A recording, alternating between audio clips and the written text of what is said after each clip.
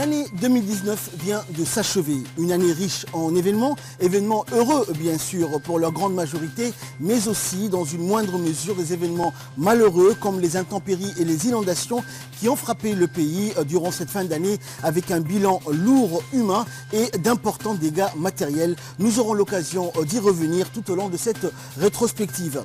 Au premier plan de l'actualité de l'année 2019, on retrouve la stratégie nationale de développement menée par le président de la République. Comme d'ailleurs en 2018, l'on veut que 2019 s'inscrit dans la continuité des travaux entamés en 2018 en matière de développement. En effet, pour nous qui vivons l'actualité au jour le jour, nous relevons que la politique de développement occupe une large place dans la liste des événements intervenus au cours de cette année qui s'achève. Elle s'est traduite par la tenue de conclaves, d'ateliers dans divers secteurs, notamment bancaires et autres. Une politique suivie constamment et évaluée tout au long de l'année pour donner les meilleurs résultats et conduire à la réalisation des objectifs visés par le numéro 1 djiboutien. Nous verrons tout cela dans cette rétrospective.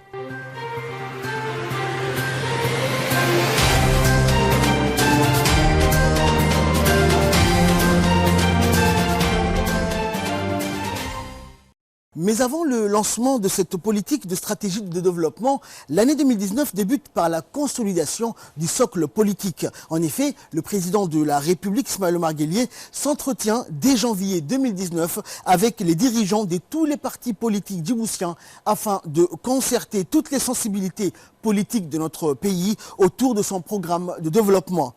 Dans le même ordre d'idées, le président de la République, en ce début d'année 2019, reçoit nombre d'institutions au premier desquelles les forces armées et de sécurité de notre pays, l'objectif étant de redéfinir leur mission. Flashback sur cet assainissement du climat politique et des institutions publiques, nous sommes en début d'année 2019. Le 30 janvier 2019 s'est tenu à la présidence de la République, à l'initiative du chef de l'État, un important rassemblement politique qui a réuni l'ensemble des partis politiques. Cette rencontre, qui s'inscrivait dans le cadre d'une initiative nouvelle du chef de l'État qui, compte tenu du contexte politique, a souhaité ainsi étendre le débat et la concertation à toutes les sensibilités politiques de notre pays.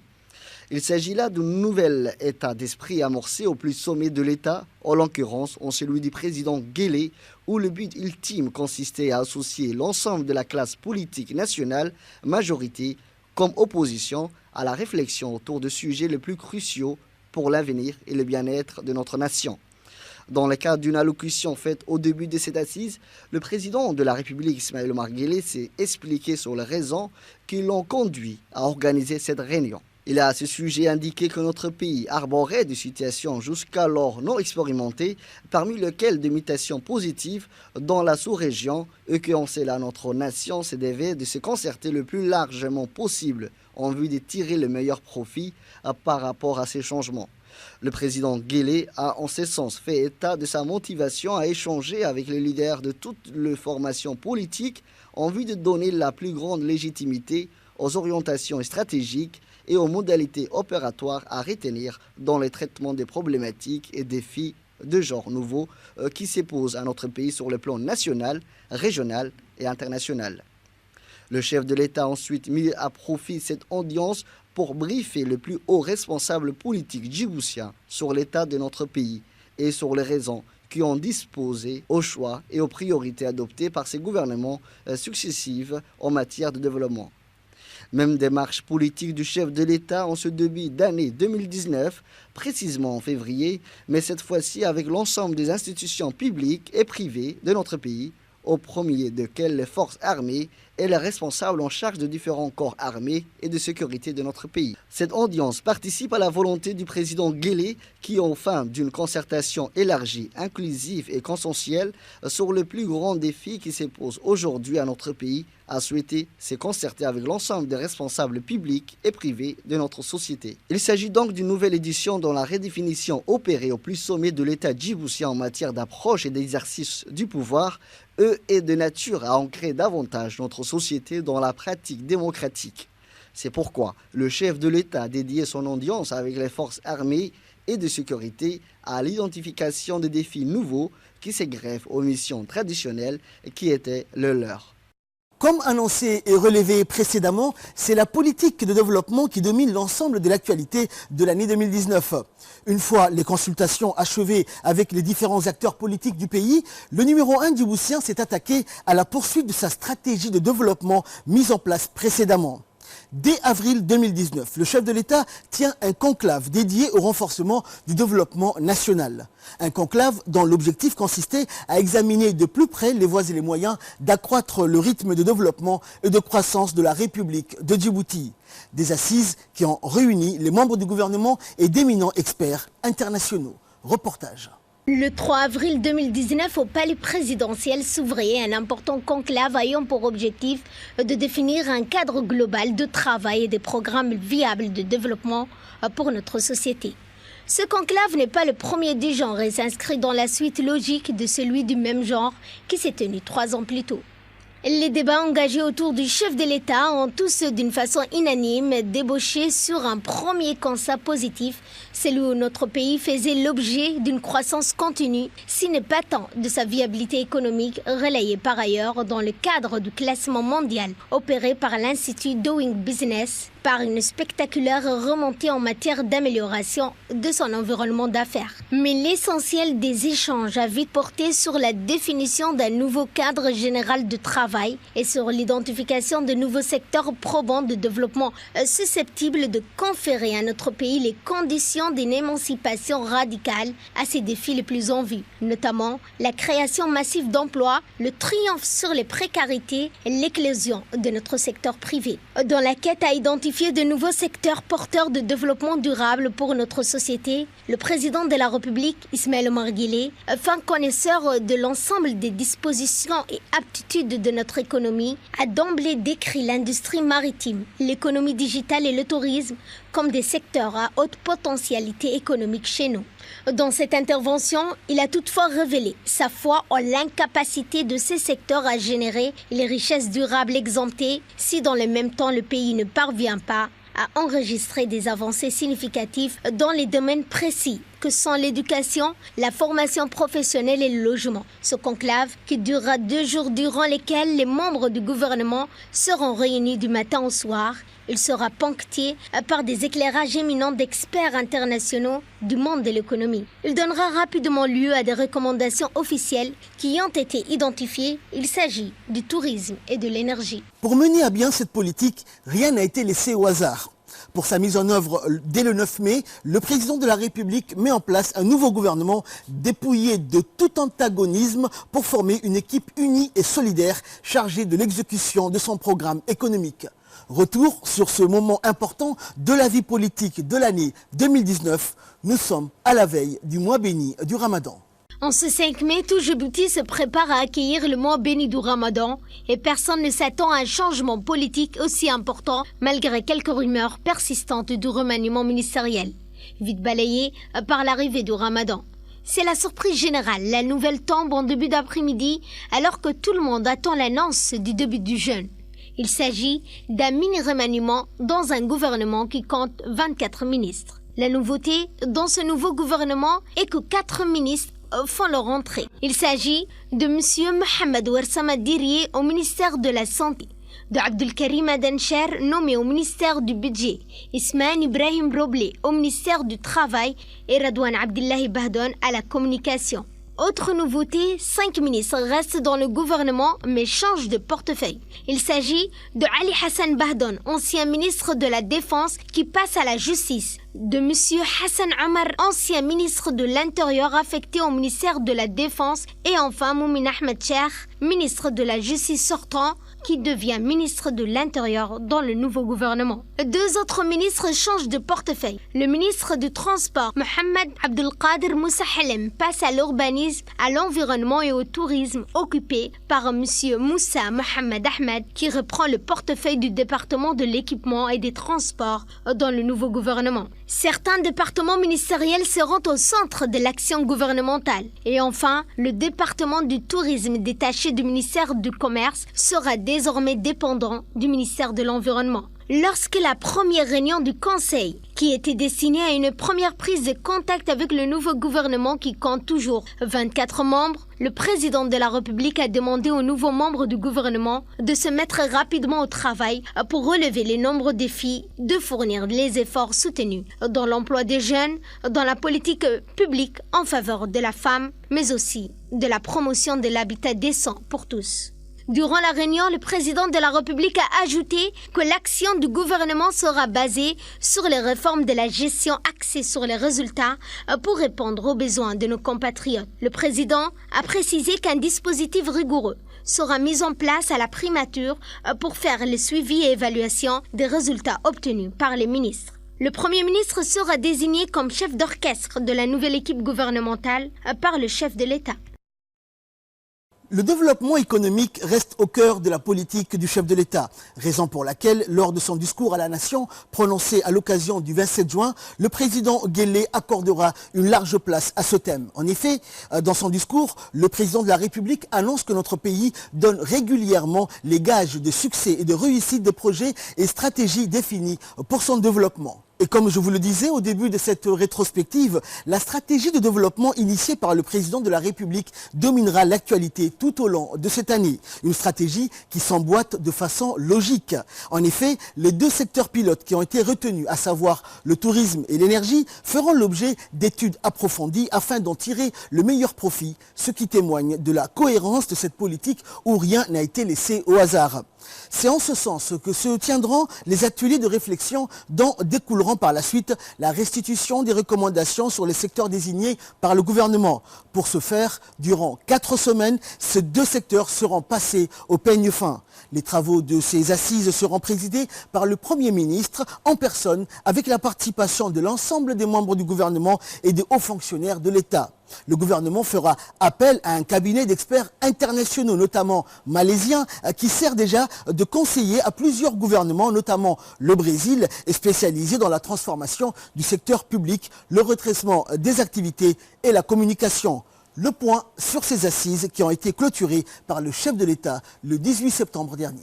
Une vision du chef de l'État fondée sur le principe de conduire l'action gouvernementale avec plus d'efficacité et de visibilité afin de réaliser les objectifs fixés et de répondre aux attentes de la population. Cette initiative s'inscrit dans un processus qui est destiné à insuffler une nouvelle dynamique qui vise à renforcer l'efficacité des institutions publiques. Rappelons que le gouvernement, par le biais de la primature, a entrepris de mettre en place ces ateliers sectoriels dans le respect de l'aspiration nationale à une économie inclusive, durable et créatrice d'emplois, conformément à la vision Djibouti 2035 et à la stratégie pour la croissance accélérée et la promotion de l'emploi SCEP. Cet exercice auquel toute l'équipe gouvernementale a pris part témoigne avant tout, a indiqué le chef de l'État à la clôture de ses assises, de sa volonté d'inscrire l'action gouvernementale dans un nouveau paradigme organisationnel avec plus d'efficacité, de redevabilité, de transparence, de rigueur et de bonne gouvernance. La coordination des actions et initiatives gouvernementales pour une meilleure formulation, une meilleure planification et un meilleur suivi de la mise en œuvre des grands projets et des politiques sectorielles doit constituer la pierre angulaire de toute action gouvernementale. C'est donc dans cette quête du résultat que nous avons pris le parti d'avoir une approche plus ciblée, notamment sur 2 secteurs clés, en l'occurrence celui du tourisme et celui de l'énergie. Cela ne veut pas dire que d'autres actions prioritaires sont négligées, mais simplement que nous souhaitons obtenir des résultats concrets sur ces 2 secteurs que nous considérons comme ayant un impact important sur le plus grand nombre.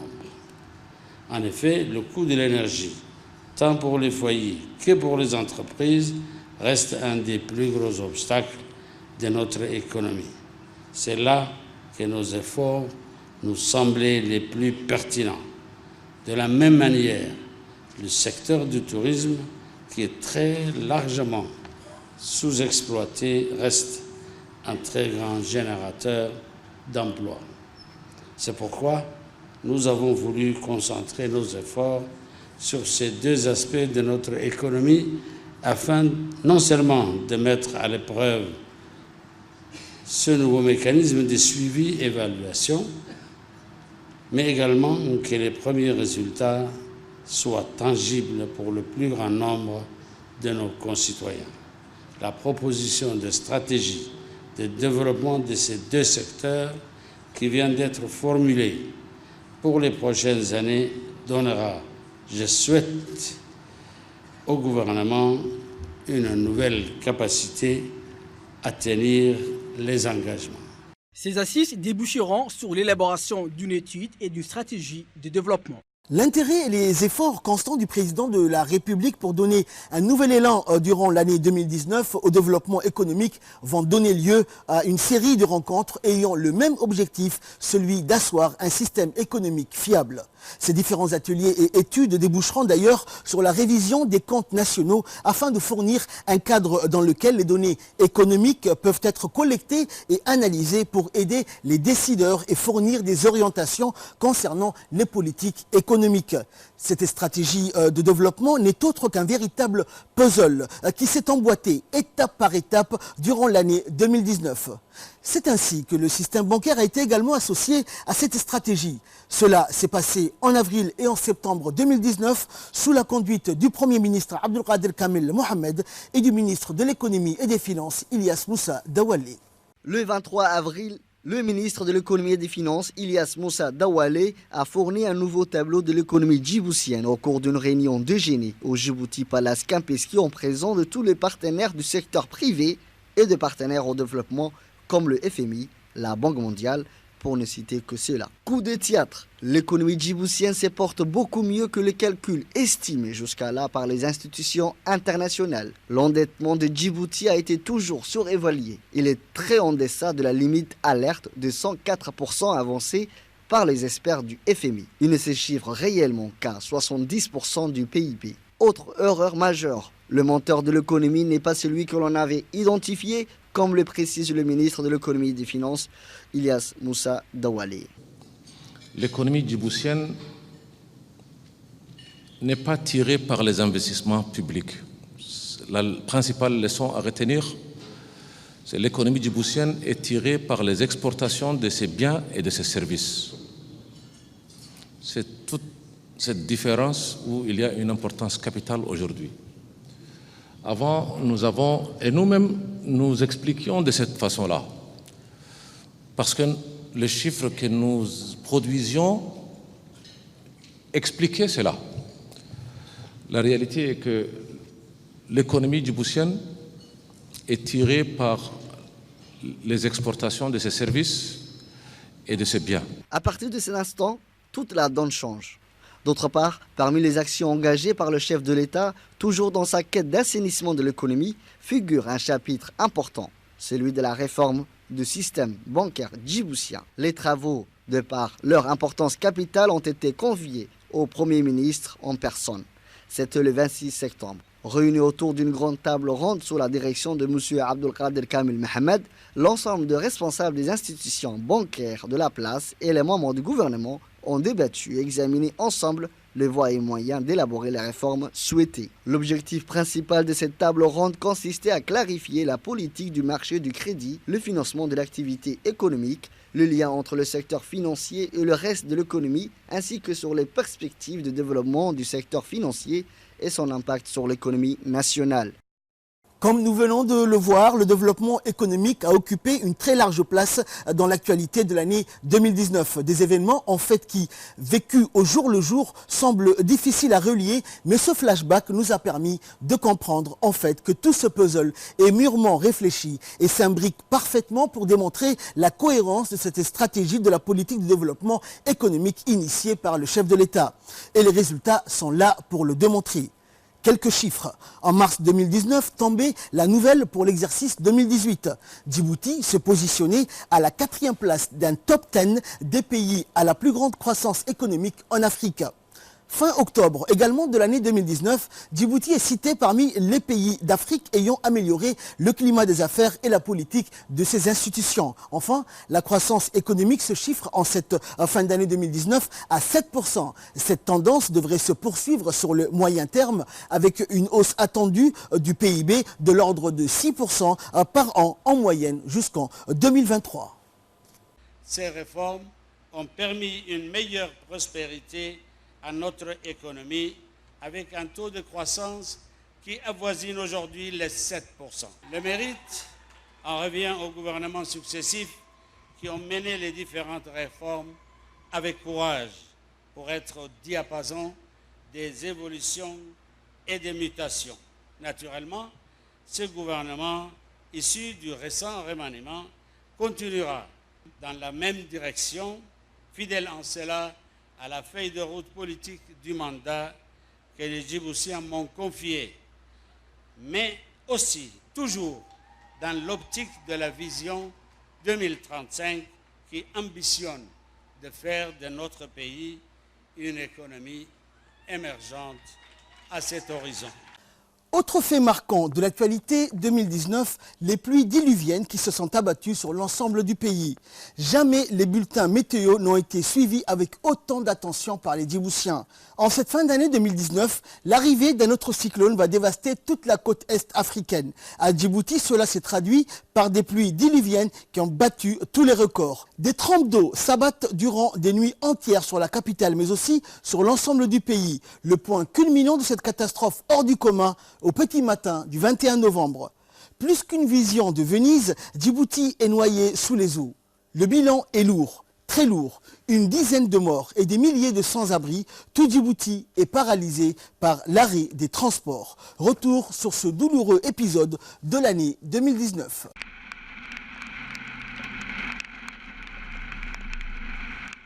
Au matin du 21 novembre, le ciel s'y déchaîne.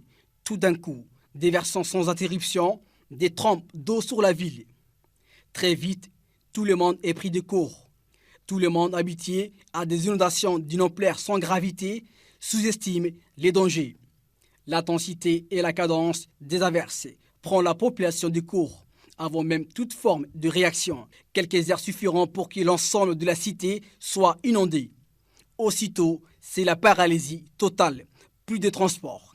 Les voies de circulation se transforment en oued, en furie. Pour des milliers de familles, c'est les sauve qui peut. Mais où, à qui s'adresser, ou fuir pour s'abriter face à ces déchaînements du ciel. Les secours sont paralysés et aussi, comme d'ailleurs, préfet, sous-préfet, le président des communes, pompiers, les services de l'assainissement, ainsi que toutes les autorités qui sont piégées par les eaux. Personne ne peut se déplacer. La panique est totale. Cela durera toute la journée du 21 et la nuit du 22 novembre. Un seul réconfort, hormis quelques zones, l'électricité restera fonctionnelle. Témoignant de la fiabilité de cet établissement qui reste une exception. Face à cette situation sans précédent, le chef de l'État s'acquitte rapidement de ses engagements et écourte très vite son allocution à la cérémonie de la journée internationale de la jeunesse au Palais du Peuple. Le visage anxieux, le chef de l'État qui, visiblement à la tête ailleurs, déclare à la foule de jeunes rassemblés au Palais du Peuple que la population a grandement besoin aujourd'hui de sa jeunesse.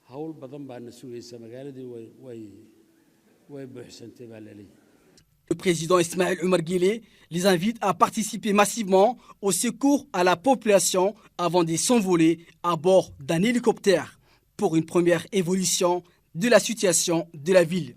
L'hélicoptère se transforme rapidement en un bureau volant. Il n'attend pas de redescendre.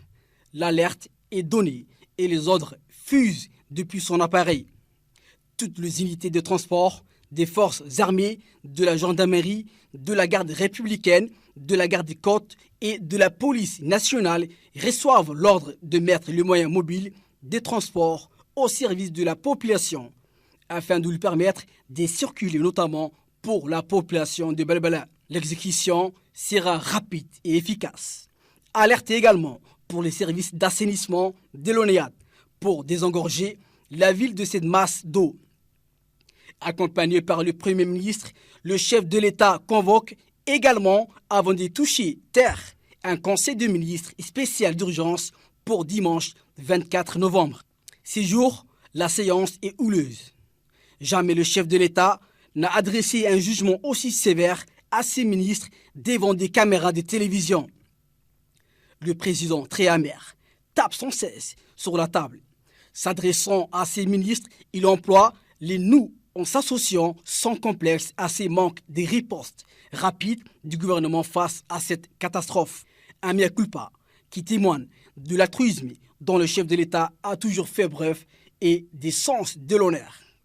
Au cours de cette séance, le chef de l'État va débloquer une enveloppe de 100 millions pour les secours d'urgence. Les précédentes inondations, on n'en a tiré aucun enseignement.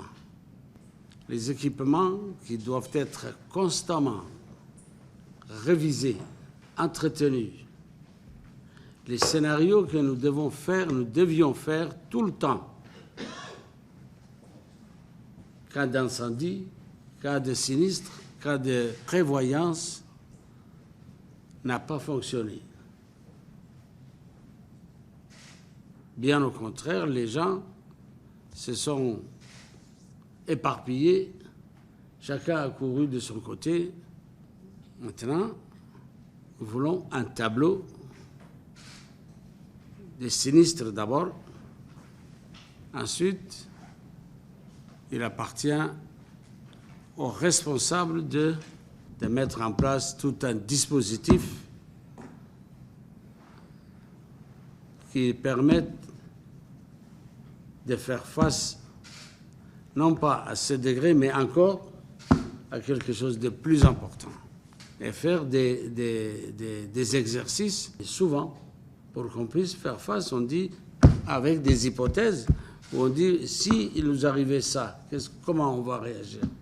S'il nous arrive des incendies, comment il faut faire face? Si les tremblements de terre, comment on va faire? Quels sont les services qui doivent rentrer en premier? Quels sont en deuxième position? Comment on peut travailler dans ces conditions? Service de l'assainissement, les incendies, la météo, les forces armées et les de défense, les routes, l'hygiène. Mais pour les nouveaux dispositifs, le ministère du Logement, de l'Habitat, de l'Urbanisme, doivent assumer leurs responsabilités. Et ensuite, nous allons voir comment il faut faire face à une prochaine catastrophe. Et en ce moment-là, nous allons faire appel au budget pour qu'il mette en place un montant de 100 millions de francs pour nous épargner toutes ces histoires. Une séance très chaude, mais qui va insuffler beaucoup d'énergie à nos ministres. Aucun membre du gouvernement ne rentre chez lui. C'est en effet le pied dans l'eau que le ministre se rende dans les quartiers pour une évaluation rapide de la situation, cibler et ouvrir les centres d'accueil pour les sans-abri. Les sinistrés sont aussitôt recensés et la nourriture distribuée, à savoir eau potable, repas chauds et couverture. Autrement dit, les actions d'urgence arrêtées lors de ces conseils des ministres. Comme à l'accoutumée, la première dame a été la première à apporter son aide et soutien à ses compatriotes en détresse. Des camions d'aide arrivent rapidement dans les centres d'accueil et les staffs de l'UNFD supervisent la distribution de premiers secours octroyés par la première dame. Enfin, cette population en grande détresse reçoit son premier réconfort qui soulage sa souffrance. Par ailleurs, au niveau du gouvernement, le plan Orsec est déclenché et les ministres, dans leurs actions, entraînent leurs départements respectifs dans cette course contre la montre qui durera jusqu'au début des soirées du dimanche 24 novembre. Des permanences tenues par des membres du gouvernement sont même installées dans les différentes préfectures durant la nuit. Enfin, l'action des pouvoirs publics est en marche. Visiblement, cette séance a insufflé de l'énergie à nos ministres qui resteront sur le terrain durant toute cette crise. Des commissions sont créées dans le cadre du plan Orsec avec les membres du gouvernement qui sont présents aux côtés de la population qui sont au quotidien l'assistance de proximité. L'action engagée par le gouvernement lors de cette crise se poursuit jusqu'à aujourd'hui, aussi bien dans la capitale que dans les régions de l'intérieur. Alors que le centre d'accueil enregistre de milliers de sinistrés potentiels, est engagée une autre course contre la montre pour assurer les pompages dans les quartiers populaires afin que ces familles puissent regagner leur foyer dans les meilleures conditions. Protection civile, ONEAD et forces étrangères stationnées à Djibouti se sont mobilisées pour assurer cette lourde tâche le plus rapidement possible. Suivront les opérations de nettoyage de fond en comble de cette ville sinistrée où les ordures changent partout. Là également, nos hommes en uniforme sont présents, tous corps confondus, sont chaque matin à pied d'œuvre dans différentes zones de la ville afin de débarrasser la ville de ces décors dignes d'un film d'horreur. Ainsi, les routes sont déblayées et rendues praticables. Certaines unités, dont notamment la garde républicaine, vont octroyer les matériaux de construction et remplacer eux-mêmes les habitations endommagées. Ces opérations se poursuivent jusqu'à nos jours où est assurée la situation post-intempérie. En effet, ces inondations ont apporté leur lot de maladies. Fort heureusement, aucun cas de choléra tant retourné par les autorités sanitaires n'a été enregistré. Toutefois, sont apparues de maladies infectieuses transmises par certaines espèces de moustiques. L'épidémie gagne du terrain et persiste malgré la mise en place de nombreuses dispositions dans les centres de soins. La fièvre dingue et la grippe restent le dominant de cette vague de fièvre. Les hôpitaux sont débordés jusqu'à aujourd'hui à contenir ces fléaux incessants des patients. Pas plus tard que le 30 décembre dernier, les premiers ministres accompagnés par les membres du gouvernement effectuaient des tournées dans les différents centres de santé pour s'enquérir de la situation. Cette visite du Premier ministre et sa délégation a permis d'établir une évaluation de l'évolution de la situation. Toujours dans le cadre des efforts du gouvernement et notamment pour faire face à ces épidémies de fièvre dues à la piqûre des moustiques, le gouvernement a dépêché à Djibouti un avion pulvérisateur pour des opérations d'épandage de insecticides. La riposte du gouvernement n'est pas limitée à la seule capitale. Les opérations de secours étaient menées également dans les régions de l'intérieur où se sont rendus en tournée les premiers ministres et les membres du gouvernement. Là également, le gouvernement a eu des concertations et consultations avec la population pour le suivi des secours. Chaque étape, un bilan de doléances a été fourni pour évaluer les actions entreprises et cibler les besoins des secours à entreprendre. Vous venez de suivre la première partie de cette rétrospective de l'année 2019. Nous vous donnons rendez-vous avec la suite de cette rétrospective avec plus de faits marquants de l'actualité de l'année 2019. Nous allons parler bien évidemment dans cette seconde partie d'industrie et des infrastructures de développement. Nous allons également parler des points marqués par la femme djiboutienne dans la société et bien sûr au passage nous allons survoler les faits marquants au niveau de la diplomatie. Vous suivrez donc la seconde partie de cette rétrospective demain soir à la même heure. À très bientôt.